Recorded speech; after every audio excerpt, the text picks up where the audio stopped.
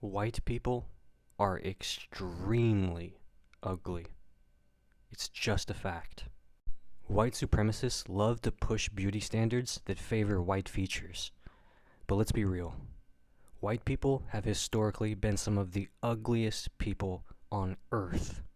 From pasty skin prone to wrinkles to historically inbred royal families to the sheer lack of symmetry in many white faces, there's a long, well-documented history of white people being objectively less attractive than other groups.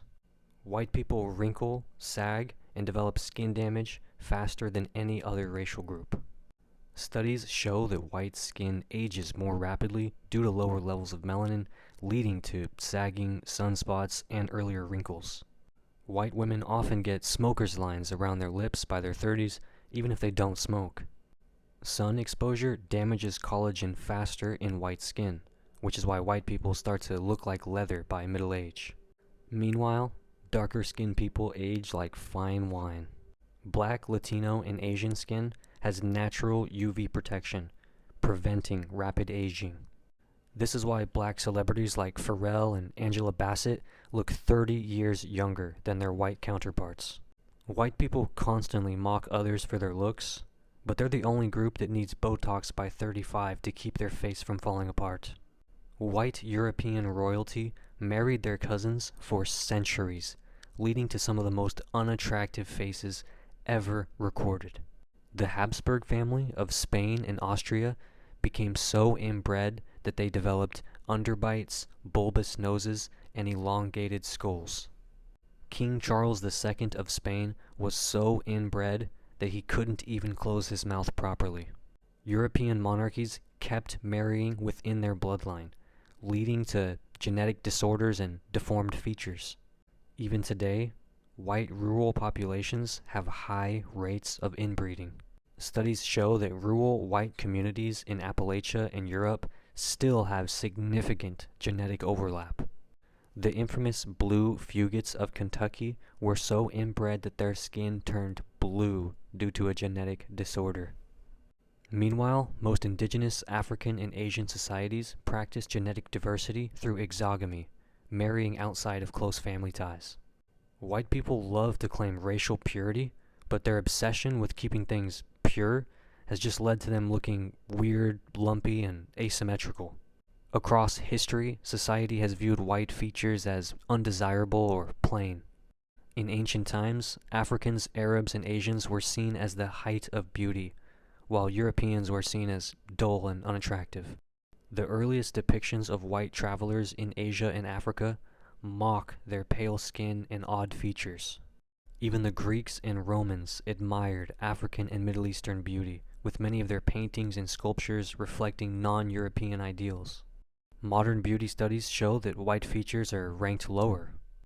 A global study on facial symmetry found that features associated with non-white populations were considered more attractive.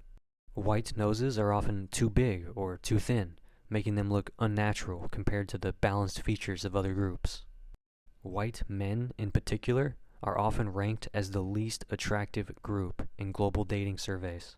White people try to push Eurocentric beauty standards, while history and science prove their features have been considered subpar for centuries.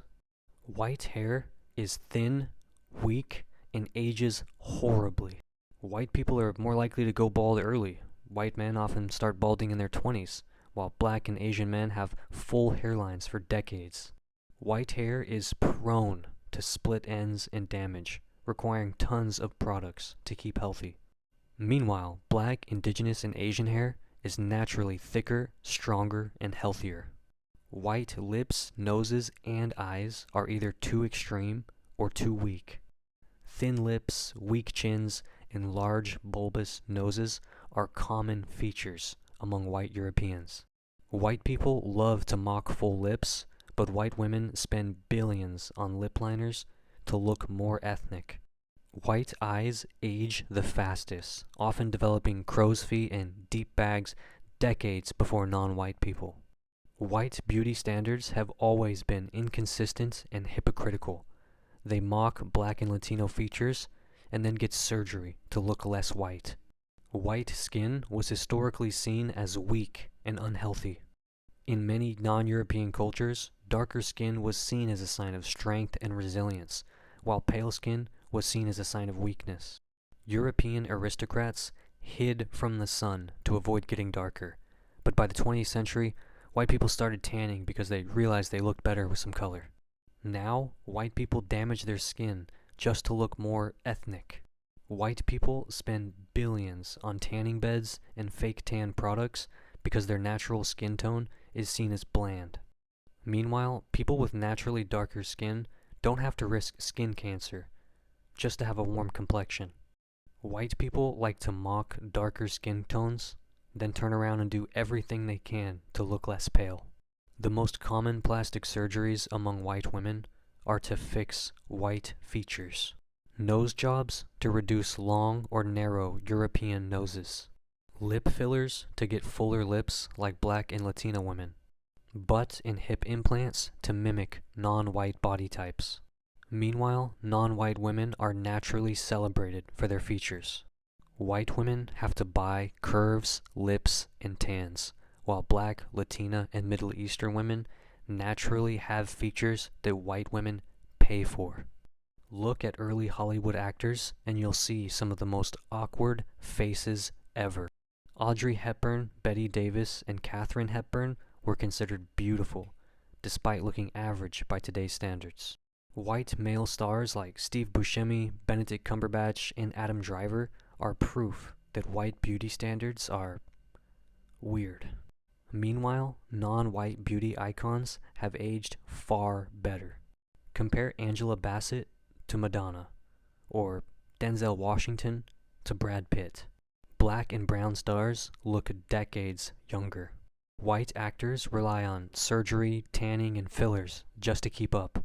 White beauty standards were created out of insecurity because deep down, white people have always known that they are the least naturally attractive group. Cope.